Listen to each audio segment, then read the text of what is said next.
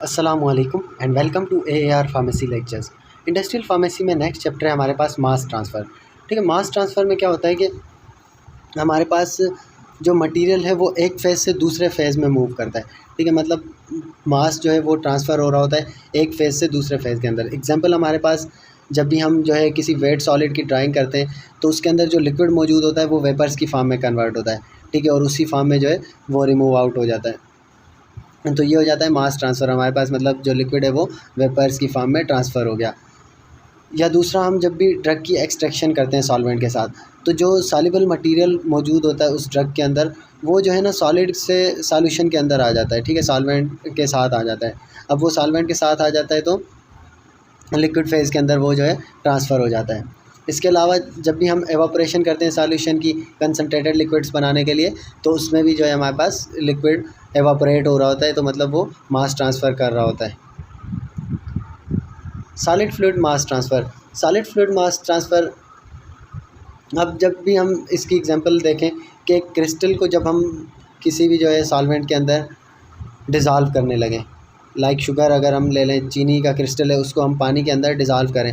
ठीक है, सॉल्वेंट के अंदर जब उसको डिज़ोल्व करेंगे तो जो ट्रांसपोर्ट होगी ना मॉलिक्यूल की, वो दो स्टेजेस में या दो फेजेस में होगी। ठीक है, वो मॉलिक्यूल मतलब खुद को दो स्टेजेस के अंदर ट्रांसफ़र करेगा। पहला होता है मॉलिक्यूलर डिफ्यूजन, दूसरा एडी डिफ्यूजन।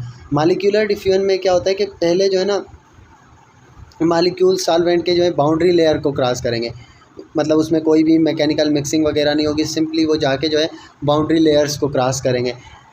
जैसे ही एक बार बाउंड्री लेयर क्रॉस हो जाएगी हमारे पास क्रिस्टल की या सॉलिड मटेरियल की, तो फिर जो है मास ट्रांसफ़र बल्क में होती है।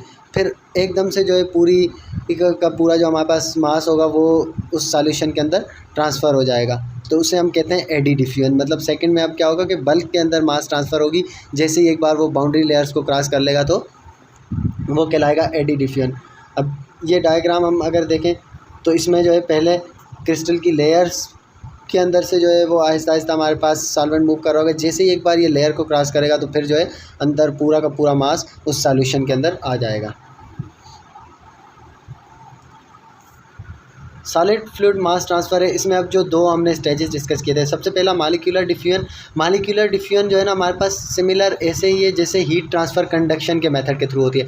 कंडक्शन में हमने क्या कहा था कि कोई भी मूवमेंट वगैरह नहीं होती, बस जो है ना मॉलिक्यूल एक से जो है आगे हीट ट्रांसफ़र हो रही होती है। तो इसी तरह जो है मॉलिक्यूलर डिफ्यूजन वाला स्टेज हो रहा होता है। सेकंड जो एडी डिफ्यूजन वाला स्टेज था वो सिमिलर है, लाइक हीट ट्रांसफ़र जो कन्वेक्शन के थ्रू होती है। कन्वेक्शन में हमें मिक्सिंग की भी ज़रूरत पड़ती है, और इसमें रेट कंट्रोलिंग जो फैक्टर होता है ना वो मॉलिक्यूलर डिफ्यूजन होता है। मतलब मेन जो बाउंड्री वाल या बाउंड्री लेयर को क्रॉस करना होता है ना, वो मेन हमारे पास रेट कंट्रोलिंग फैक्टर होता है। इसीलिए जो है एडी डिफ्यूजन को फर्दर फिर कंसीडर नहीं किया जाता, क्योंकि एक बार अगर बाउंड्री लेयर क्रॉस कर गया उसके बाद तो वो जो है मटेरियल पूरा उसके अंदर ट्रांसफ़र हो जाएगा। फ्लूइड को जो है कंसीडर किया जाता है एज अ लिक्विड या वेपर या गैस, इन तीनों में से कोई भी फॉर्म जो होगी उसे जो है एज अ फ्लूइड कंसीडर किया जाता है। मेन जो ड्राइविंग फोर्स होता है सॉलिड लिक्विड मास ट्रांसफ़र में वो कंसंट्रेशन ग्रेडियंट होता है। मतलब एक तरफ जो है ना हमारे पास सॉल्यूट की कंसंट्रेशन कम होती है, मीन्स उस सॉलिड मटेरियल की कंसंट्रेशन कम होगी, तो वो इसी वजह से कंसंट्रेशन की वजह से ही ट्रांसफ़र हो रहा होगा। डिसॉल्यूशन का जो स्टेप होता है उसमें यही होता है कि हमारे पास सब्सटेंस की जब भी कंसंट्रेशन एक तरफ कम होती है एक तरफ हाई होती है, तो फिर वो हाई से लो की तरफ मूव करना स्टार्ट कर जाता है। और जो ड्राइविंग फोर्स है हमारे पास सॉलिड वेपर मास ट्रांसफ़र, उसमें मेन जो हमारे पास चीज़ है, जो मेन फोर्स है जिसकी वजह से होती है सॉलिड वेपर मास ट्रांसफ़र, वो है वेपर प्रेशर। वेपर प्रेशर दो फेजेस के दरमियान या जो सॉलिड और वेपर्स के दरमियान जो मुख्तलिफ वेपर प्रेशर होगा ना दो जगहों पे, उनकी वजह से जो है मास ट्रांसफ़र हो रही होगी। अगर हम इसकी इक्वेशन देखें